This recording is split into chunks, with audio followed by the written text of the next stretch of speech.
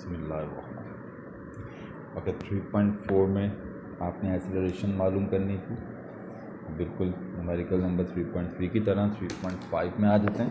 अब 3.5 में कहते हैं the body starting from rest. अब जो बॉडी है वो रेस्ट से स्टार्ट हुई है, तो गिवन में जो स्टार्टिंग वैल्यू है वो आपके पास रेस्ट है। तो रेस्ट में जब भी कोई चीज़ हो तो वो ज़ीरो वेलोसिटी होती है उसकी। एक्योर्स मीन बढ़ना, बढ़ी वेलोसिटी 5 सेकंड के अंदर, और वो पहुंच गई 10 मीटर पर सेकंड तक, यानी कि पहले ज़ीरो थी और उसके बाद वो हो गई 10 मीटर पर second in 5 second.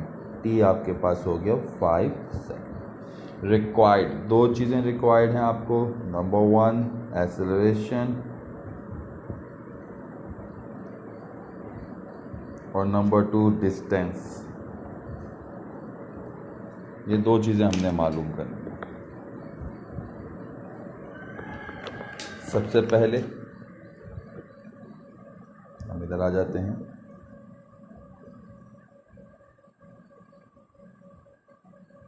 Part A में हम एक्सेलरेशन मालूम करते हैं।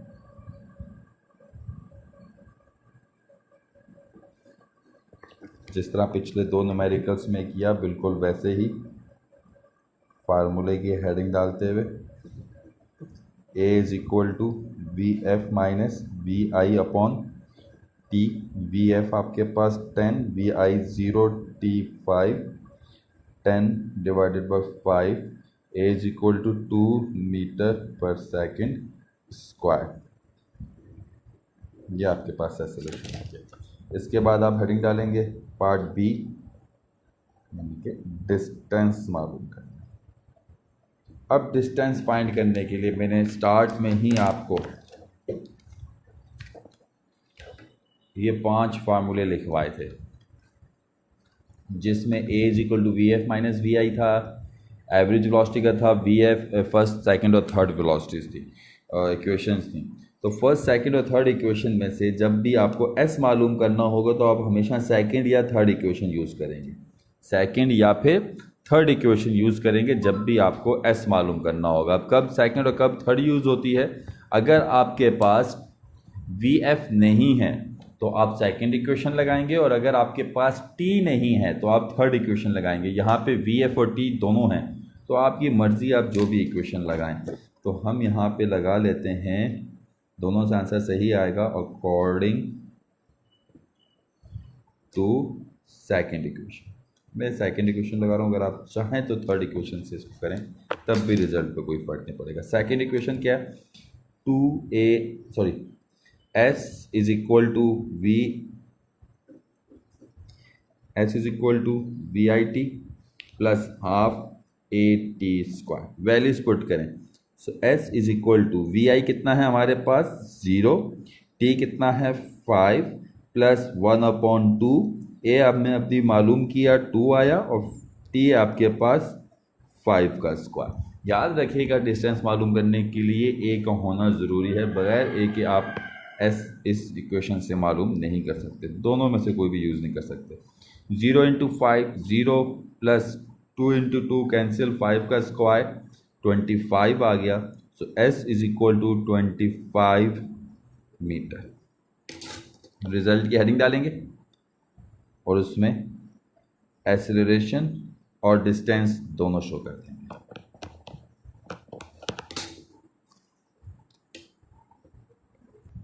ओके, नेक्स्ट न्यूमेरिकल हमारे पास है 3.6।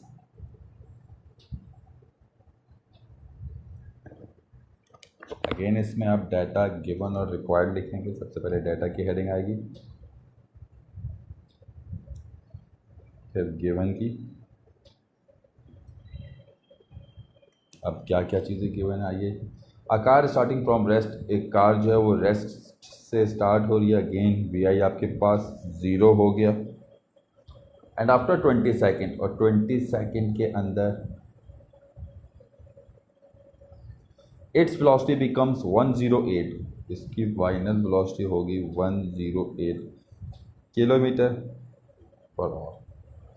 Find the acceleration. लेकिन किलोमीटर पर आवर है तो वेलोसिटी हम आपको पहले बता चुके हैं कि के जब भी आएगा 1000 से मल्टीप्लाई और होने की वजह से 3600 से हम डिवाइड कर देंगे। तो इसको आप कैलकुलेट कर लें, ये आपके पास हो जाएगी 30 मीटर पर सेकेंड।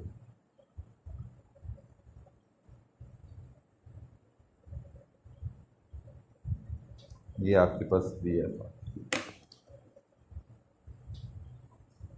रिक्वायर्ड है आपको एक्सेलरेशन। न्यूमेरिकल नंबर 3.3 की तरह होगा। एक्सेलरेशन का फार्मूला लगा के V F minus V upon T करेंगे, ये आपका सॉल्व हो जाएगा, खुद करेंगे ये वाला न्यूमेरिकल्स भी आप। नेक्स्ट न्यूमेरिकल है हमारे पास numerical number 3.7।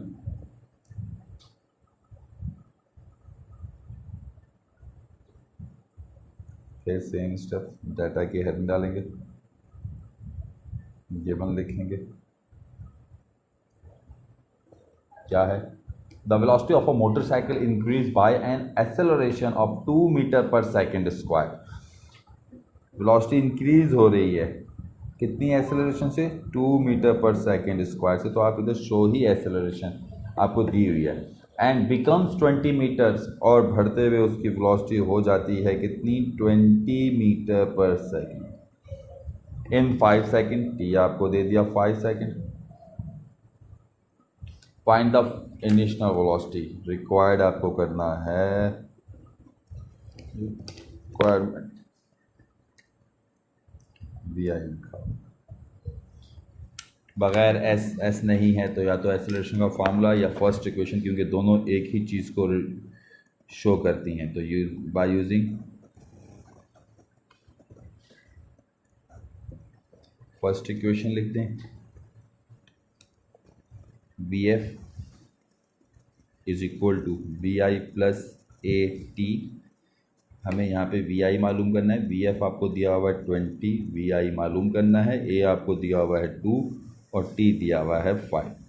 20 is equal to V I plus 10, 10 उधर प्लस इधर आके हो जाएगा माइनस, तो ये बच जाएगा 10 मीटर पर सेकेंड। ये आपके पास वी आई की वैल्यू है। रिजल्ट की हेडिंग डालेंगे और उसमें आप इसको लिख देंगे। इसके बाद नेक्स्ट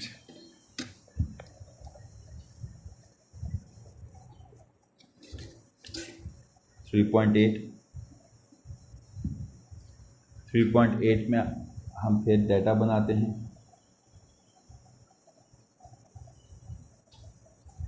डाटा में गिवन है आपके पास, कहते हैं आ बस is moving with a velocity of 72 kilometre per hour.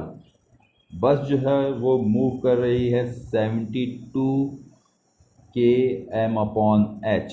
फिर यूनिट चेंज है, सॉरी पेन चेंज नहीं किया, तो आइए इसको कन्वर्ट करें 72 किलोमीटर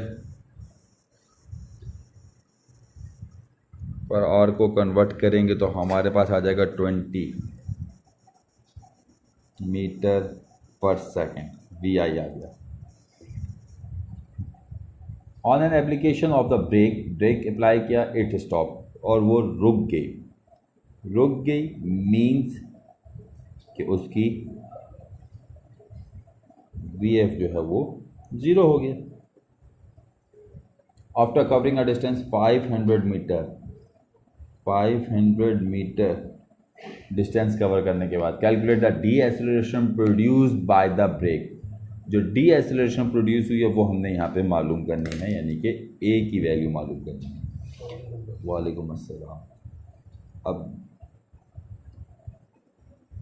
ए मालूम करना है, डाटा में एस इन्वॉल्व है, एस इन्वॉल्व होने का मतलब या तो सेकंड इक्वेशन या थर्ड इक्वेशन। अब देखिए जैसे टी गायब है या एफ, यहाँ पे आपके पास टी नहीं है, it's mean third equation of motion लगेगा। तो by using third equation of motion,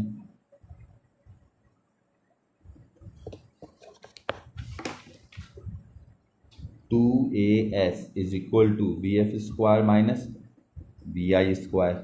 2 A मालूम करना है जबकि एस आपको 500 दिया हुआ है, वी एफ 0 माइनस 20 वी आई और उसका स्क्वायर, ये हो जाएगा 5 to the 10 यानी कि 1000 ए इज इक्वल टू -400, 20 का स्क्वायर 400 हो जाएगा। हमें ए मालूम करना है तो -400 डिवाइडेड बाय 1000, तो ए आपके पास आ जाएगा -0.4 मीटर पर सेकेंड स्क्वायर, और डी एसेलरेशन माइनस में होता है तो हमें माइनस शो करने की ज़रूरत नहीं है। रिजल्ट में हम सिर्फ लिख देंगे deceleration is equal to 0.4 metre पर सेकेंड। ओके, नेक्स्ट न्यूमेरिकल है न्यूमेरिकल नंबर 9।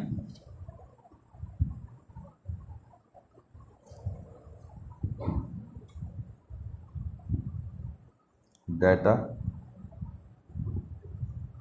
गिवन, कहते हैं a car starting from rest attain a velocity 20 metre पर second in 5 second, calculate the distance covered by the car. कहते हैं car जो है वो रेस्ट से स्टार्ट हो रही है, यानी कि VI उसका हो गया 0, अटेन अ वेलोसिटी 20 मीटर पर सेकेंड, और वो बढ़ते हुए उसने वेलोसिटी अपनी हासिल की 20 मीटर पर सेकेंड। टी आपको दिया हुआ है 5 सेकेंड, और आपने यहाँ पे रिक्वायर्ड है distance.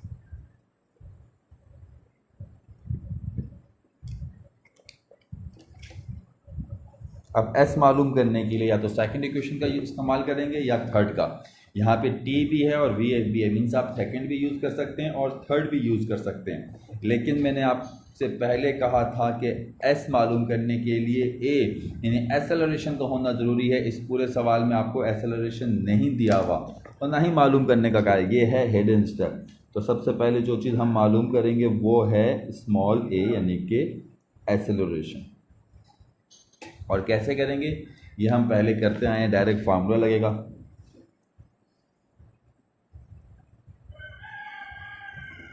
A is equal to V F minus V I upon T, और आपके पास ए की वैल्यू आ जाएगी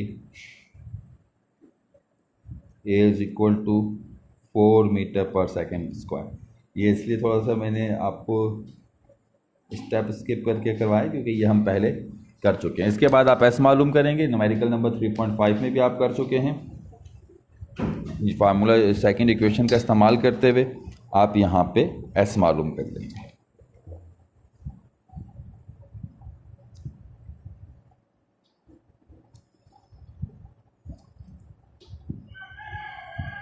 यूजिंग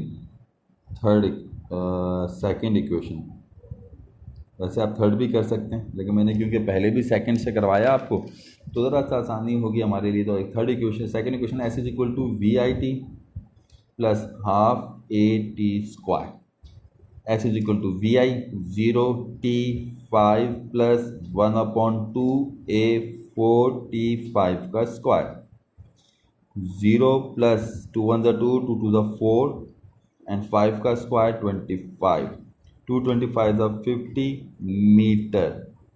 अब आप रिजल्ट की हेडिंग डालेंगे और लिखेंगे distance covered by the car is 50 metre. Acceleration show नहीं करेंगे, क्यों? क्योंकि उन्होंने एसेलरेशन मांगा ही नहीं है, तो रिजल्ट में आप सिर्फ डिस्टेंस शो करेंगे। ठीक है, आगे चलते हैं अगला न्यूमेरिकल,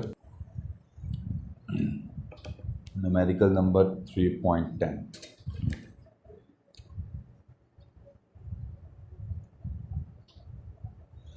न्यूमेरिकल नंबर 3.10 में कहते हैं a stone is drop from the tower, top of a tower, take 5 second to reach the ground, calculate the height of the tower, take G is equal to 10 metre पर second. ये G की values आपको वैसे ज़बानी याद होनी चाहिए। देखिए ये एक टावर है, इसके ऊपर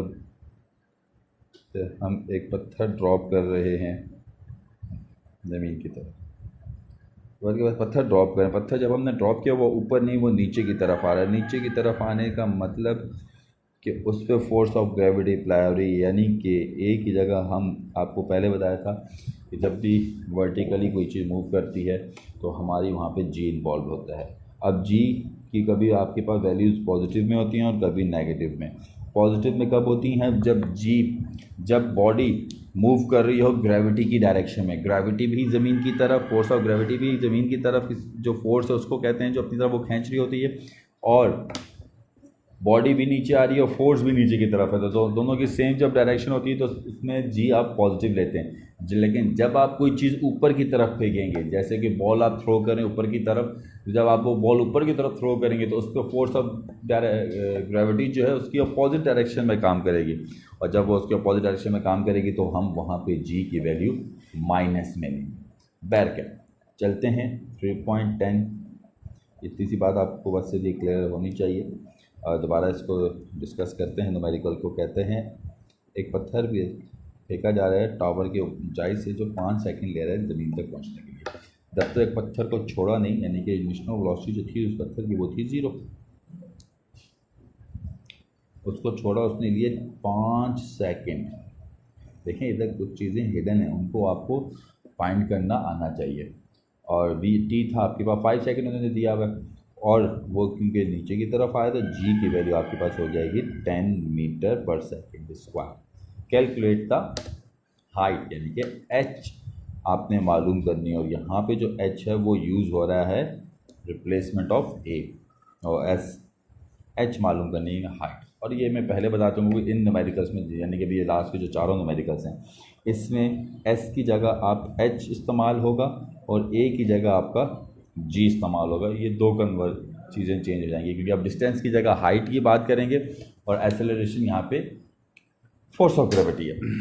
चलिए एच मालूम करना है। एस मालूम करने के मैंने आपको बताया था जब भी एस मालूम करना हो या तो सेकंड इक्वेशन लगती है या थर्ड इक्वेशन लगती है।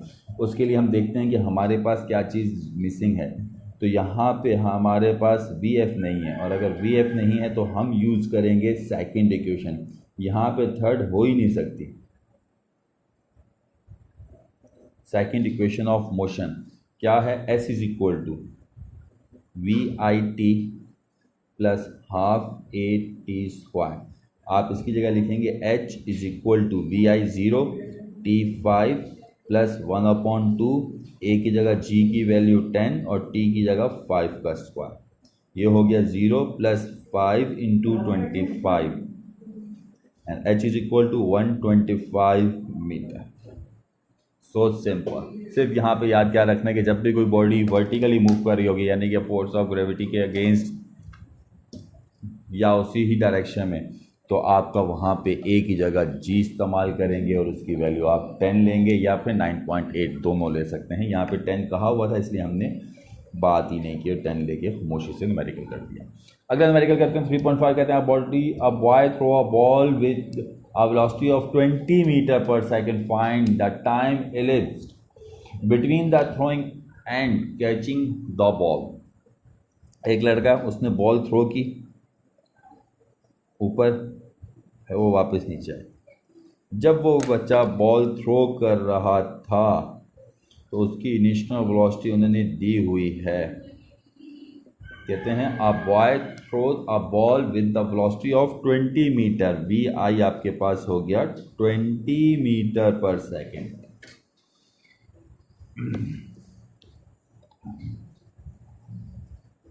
फाइंड द टाइम, बस इसके बाद कहते हैं टाइम बताइए, और कुछ भी नहीं दिया हुआ, लेकिन हमें मालूम है जब बच्चे ने बॉल थ्रो की और बॉल ऊपर की तरफ जा रही है, ऊपर की तरफ जब बॉल जा रही है तो उसकी स्पीड कम हो रही है, और वो कम होने की वजह जी है उस पर जो अप्लाई हो रहा है, और जो बॉल ऊपर फेंकने जी नीचे की तरफ यानी कि अपोजिट डायरेक्शन में काम कर रहा है, तो जी इज़ इक्वल टू -10 मीटर पर सेकेंड स्क्वायर लिखना होगा।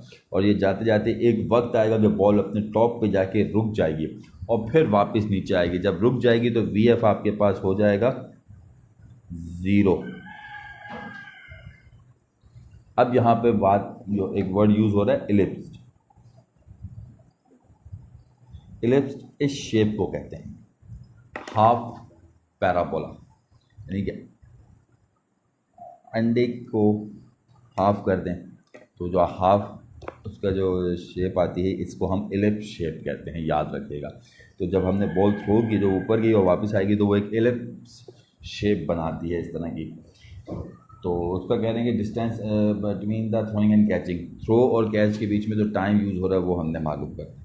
तो आइए पहले यहाँ से लेके यहाँ तक का टाइम मालूम कर लें, फिर उतना ही टाइम बॉल जितना ऊपर जाने में लगाएगी इतना ही नीचे आने में लगाएगी, तो टोटल टाइम यहाँ पे जो हो जाएगा वो होगा 2t के बराबर। तो आइए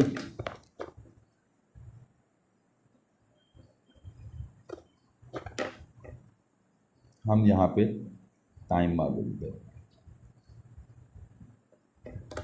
तो सबसे पहले सिंपल फर्स्ट इक्वेशन यूज़ करें। Using first equation of motion, V F is equal to V I plus A T की जगह जी टी लिख दें। टी मालूम करना है, वी एफ आपके पास 0, V I 20, G -10, T as it is आ जाएगा प्लस का 20, इधर आके माइनस का 20 हो जाएगा, इधर बच जाएगा -10t, माइनस से माइनस कैंसिल, 10 इधर आके डिवाइड होगा तो आपके पास बच जाएगा 2 सेकेंड। बट जो टोटल टाइम है आपके पास, जो उन्होंने बोला है कैच थ्रोइंग और कैचिंग के बीच में, वो बराबर होगा आपका 2t के। तो 2t की वैल्यू 2 आपके पास आई तो आ जाएगा 4 सेकेंड। ये आपका रिजल्ट है, ठीक है। बिल्कुल इसी तरह नेक्स्ट न्यूमेरिकल 12 है, उसमें भी आपको डाटा दिया हुआ है। कहते हैं A stone is throwing vertically upward, पहले बॉल फेंकी गई थी, अब पत्थर फेंका जा रहा है। फ़र्क दोनों में इतना है, आगे भी देखते हैं क्या है। With the velocity of 20, same velocity V I 20 हो गया। Find the maximum height, S मालूम करना है, reach by the stone and total time to flight. V F इधर भी 0 हो जाएगा, जी इधर भी -10 हो जाएगा, लेकिन यहाँ पे अब जो चीज़ रिक्वायर्ड है उसमें एक ज़्यादा हो गया कि आपने हाइट भी मालूम करनी है, एच और टी, टाइम, टोटल टाइम हम पहले ऊपर मालूम करके आपको दिखा चुके हैं। उसी तरह आप करेंगे बिल्कुल। यहाँ पे हम मालूम कर रहे हैं height.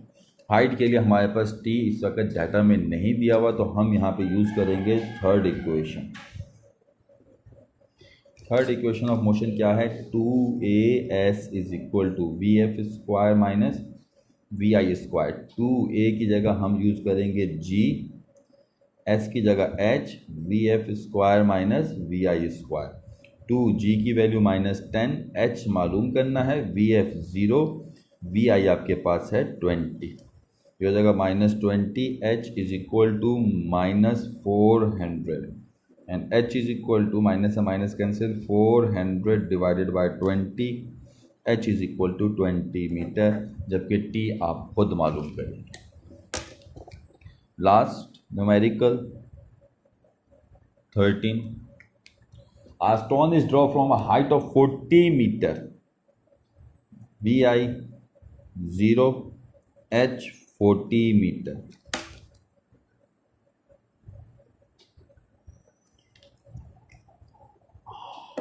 How much time will it take to reach the ground, T मालूम करना है कितना नीचे आने में लगाएंगे वो time, and with the velocity will it hit the ground, और कितनी वेलोसिटी से आके वो हिट करेगी। वी आई 0 था, 40 मीटर की हाइट से आ रहा है, नीचे की तरफ आ रहा है, तो जी हम पॉजिटिव लेंगे। यहाँ पे हमने दो चीज़ें मालूम करनी है, एक है टाइम और दूसरा है वी एफ। यहाँ पे आपकी यूज़ होगी इस टी के लिए सेकंड इक्वेशन और इस वी एफ के लिए थर्ड इक्वेशन। ये न्यूमेरिकल आपका असाइनमेंट है, आप खुद करेंगे। इस तरह चैप्टर 3 के न्यूमेरिकल्स आपके कंप्लीट हो गए। होपफुली कोई कन्फ्यूजन नहीं होगी, और अगर हुई भी तो आप कमेंट्स में लिख सकते हैं। अल्लाह हाफिज़।